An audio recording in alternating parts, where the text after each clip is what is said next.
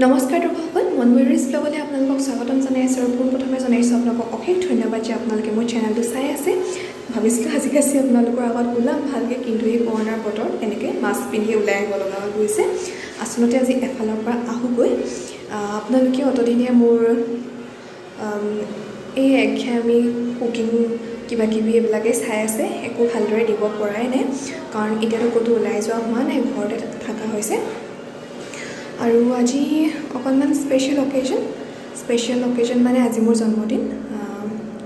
যদিও এই পৃথিৱীত মই মাত্ৰ ধূলিকণা, তথাপিও মোৰ মা দেউতা আৰু আপোনালোকৰ দৰে শুভাকাংক্ষীৰ কাৰণে নিশ্চয় মই বিশেষ, আৰু সেয়ে আজি অকণমান ওলাই আহিছোঁ। আৰু আজি বোলে পতিদেৱে কিবা এটা গিফ্ট দিব, সেইকাৰণে এনে সুযোগৰ সদব্যৱহাৰ কৰি মই খৰধৰকৈ ওলাই আহিলোঁ আচলতে। আৰু আজি বহুত দিনৰ মূৰত ওলাই আহিছোঁ, মানে ক'ভিডৰ কাৰণে ওলোৱা হোৱা নাই, আৰু আপোনালোকক সাৱধানে থাকিব, পৰাপক্ষত নোলাব।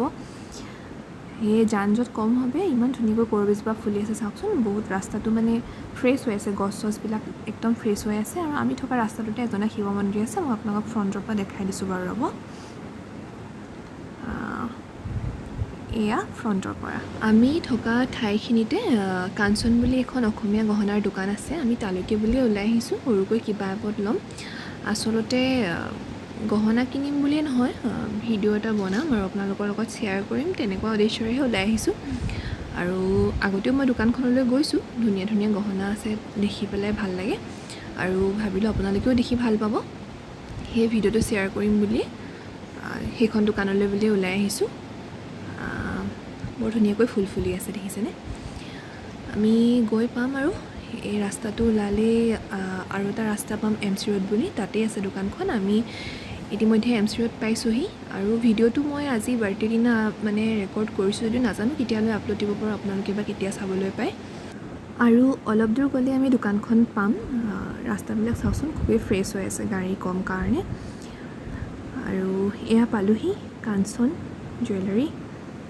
আহি আমি প্ৰথমে গহনা চালোঁ। এয়া দোকানৰ দাদাজনে এটা গহনা দেখাইছে, গ্ৰীণ কালাৰৰ মণি আছে, আৰু ডিজাইনটো লোকাপাৰ হয়, খুবেই ধুনীয়া। আৰু মই আহিয়ে ভিডিঅ' কৰাহে আৰম্ভ কৰিলোঁ, আৰু বস্তু চোৱাতকৈ মই আপোনালোকৰ লগত এনেকৈ ভাল ভিডিঅ' এটা শ্বেয়াৰ কৰিব পাৰোঁ তাকে ভাবি মই ৰেকৰ্ডিং কৰিবহে ধৰিলোঁ।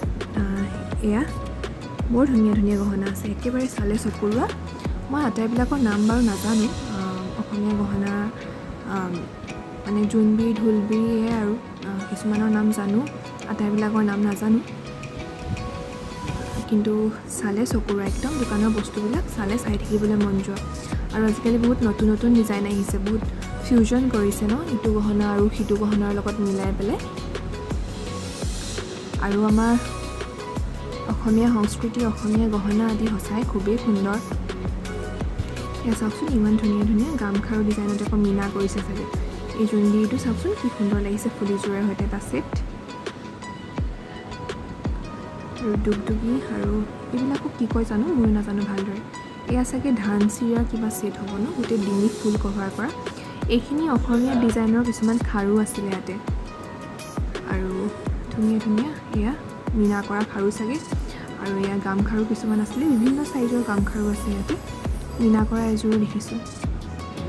আৰু এয়া গামখাৰু ডিজাইনৰে কিবা হয়, নাজানো মই কি কয়। আৰু এয়া এডাল চিম্পল হয়, এইটো জোনবিৰি ভাল লাগিছে। এইকেইটা জোনবিৰিতে বেলেগ বেলেগ ডিজাইন চাওকচোন, জোনবিৰি আৰু গামখাৰু ডিজাইনৰ কম্বিনেশ্যন হয় এইটো। এইটো চাগে দুগদুগী, জোনবিৰি ঢোলবিৰি। কেৰু ডিজাইনত অলপ বেলেগকৈ বনাইছে নহয়নে? এইবিলাক চাওকচোন, কি সুন্দৰ সুন্দৰ, এনে লাগে আটাইবিলাকেই যেন এবাৰ এবাৰ পিন্ধি চাম। আপোনালোকে প'জ কৰি কৰি এবাৰ এবাৰ ভালদৰে চাই ল'ব পাৰিব। মই যিমান পাৰোঁ শ্ল'কৈ কৰিবলৈ চেষ্টা কৰিছোঁ, তথাপিও মই ইমান পাকৈত নহয় যে ভিডিঅ' কৰাত, সেইকাৰণে বৰ ভাল হোৱা নাই। চাওকচোন, এইখিনি কিমান ধুনীয়া। আপোনালোকে ভিডিঅ'টো কেনেকুৱা পালে চাই কমেণ্ট বক্সত জনাব, আৰু যদি গহনাও পচন্দ হৈছে মোক কমেণ্ট বক্সত জনাব, মই কাঞ্চনৰ স্বত্বাধিকাৰীৰ লগত আপোনালোকক যোগাযোগ কৰাই দিব পাৰিম। এইখিনি জাপিতে বিভিন্ন ধৰণৰ ডিজাইন কৰা আছে দেখিছে ইমান ধুনীয়া লাগিছে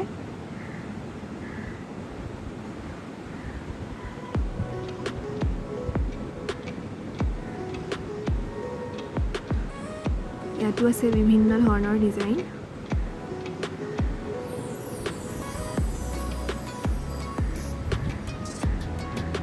এইখিনি চাওকচোন এই মাজৰ যে মণি আছে ডাঙৰ ডাঙৰ মণিৰে খুব ধুনীয়া লাগিছে নহয়নে সেইডাল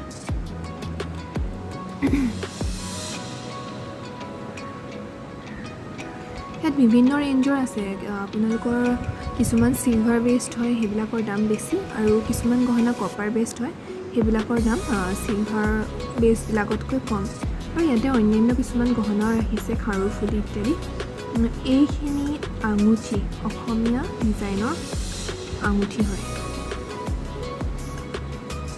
আৰু এইবিলাক কিছুমান পেণ্ডেণ্টো ৰাখিছে তেওঁলোকে চেইনৰ লগত পিন্ধিব পৰাকৈ আৰু এইখিনি খাৰু কেইবাটাও বৰ ধুনীয়া ধুনীয়া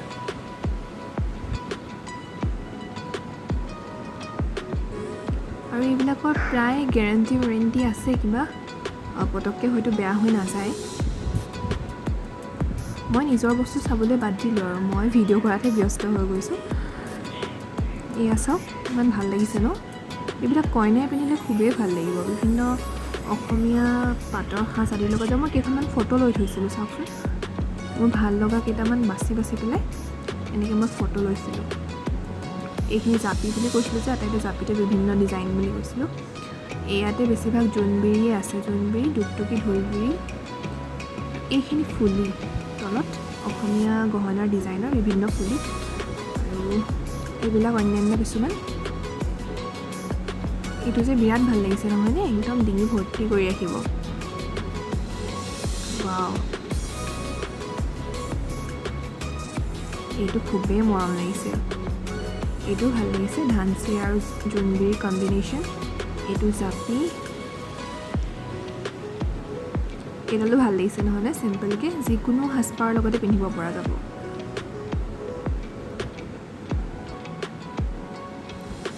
একেবাৰে চালে চকুৰোৱা নহয়নে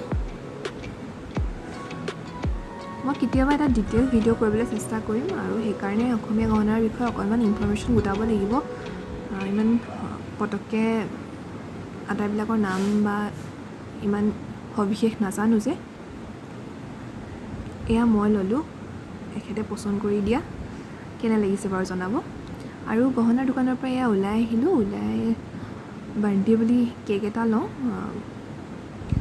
তাকে বেকাৰী এখনলৈকে গৈ আছোঁ ইয়াতে কিছুমান আছে ইয়াৰ পৰা এটা লৈ যাম আৰু অৰ্ডাৰ দিয়া নহয় এই ৰেড কালাৰটোৱে ভাল লাগিছে এইটোকে উঠাই লৈ যাওঁ আজিৰ ভিডিঅ'টো যদি আপোনালোকে চাই ভাল পালে তেনেহ'লে ছাবস্ক্ৰাইব কৰি দিব মই আৰু ধুনীয়া ধুনীয়া ভিডিঅ' বনাই আপোনালোকলৈ লৈ আহিম এয়া কেক ল'লোঁ আৰু ঘৰ আহিলোঁ কেক লৈ পেলাই এতিয়া বেছি দেৰি নকৰি কেক কাটি খাওঁ আৰু আপোনালোকক জনাইছোঁ ধন্যবাদ এনেদৰে চাই থাকিব আজিলৈ বাই